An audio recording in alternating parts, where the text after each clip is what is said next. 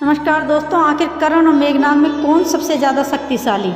दोनों का अगर युद्ध होता तो किसकी जीत होती? दोस्तों, वीडियो शुरू करने से पहले यदि सच्चे सनातनी और प्रभु श्री राम के सच्चे दिल से मानते हो तो इस वीडियो को लाइक और हमारे चैनल को सब्सक्राइब जरूर करें और साथ ही में कमेंट बॉक्स पे जय श्री राम अवश्य लिखे। तो दो वीर योद्धा जिनकी शक्तियाँ बेमिसाल थी और इनसे सीधे तौर पर युद्ध करना खुद देवताओं तक को महंगा पड़ा था। ये दोनों ही योद्धा अपने समय काल के महान योद्धाओं में से एक थे। वैसे कभी इन दोनों योद्धाओं का मुकाबला तो नहीं हुआ, लेकिन आज हम इन दोनों योद्धाओं की शक्तियों का तुलना करेंगे और जानेंगे कि आखिर इन दोनों में से अधिक बलशाली कौन था। वह दो योद्धा कोई और नहीं बल्कि काल में स्वर्ग को जीतने वाले रावण के पुत्र मेघनाद थे। वहीं दूसरी तरफ महाभारत के एक शक्तिशाली योद्धा यानी सूर्यपुत्र दानवीर कर्ण। अब अगर दोनों ही योद्धाओं का मुकाबला होता तो किस योद्धा की जीत होती? क्या कर्ण का कवच और कुंडल मेघनाद के घातक बाणों को सह पाता? इस तुलना को हमने 3 श्रेणियों में बांटा है। तो चलिए दोस्तों, जानते हैं कि इन 3 श्रेणियों में हिसाब से किस योद्धा में अधिक शक्ति थी। पहला, वरदान की शक्ति। मेघनाद बहुत ही मायावी राक्षस योद्धा था।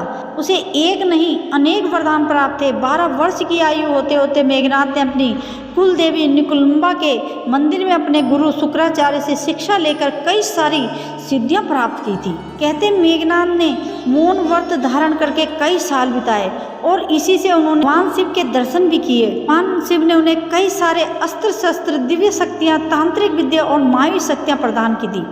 परंतु उन्होंने मेघनाद को सावधान भी कर दिया था कि कभी भी भूलकर किसी ऐसे ब्रह्मचारी से युद्ध न करना जो 14 वर्षों से ब्रह्मचार्य का पालन कर रहा हो और 14 वर्षों से सोया ना हो। इसके साथ उन्हें ब्रह्मा जी से भी वरदान प्राप्त था कि जब तक वह आपातकाल में देवी निकुलम्बा के तंत्रिक यज्ञ करेंगे तो उसे एक ऐसे दिव्य रथ की प्राप्ति होगी। उस रथ पर बैठकर जब तक वह युद्ध करेंगे तब तक कोई भी परास्त नहीं कर पाएगा और ना ही उनका वध कर पाएगा। परंतु उसे एक बात का ध्यान रखना होगा कि जो उस यज्ञ का बीज में ही विध्वंस कर देगा उसकी मृत्यु का कारण होगा। और साथ ही स्वर्ग जीतने पर ब्रह्मदेव ने यह वरदान भी दिया था कि आज से मेघनाद को इंद्रजीत कहा जाएगा, जिससे इंद्र की ख्याति सदा सदा के लिए कलंकित हो जाएगी।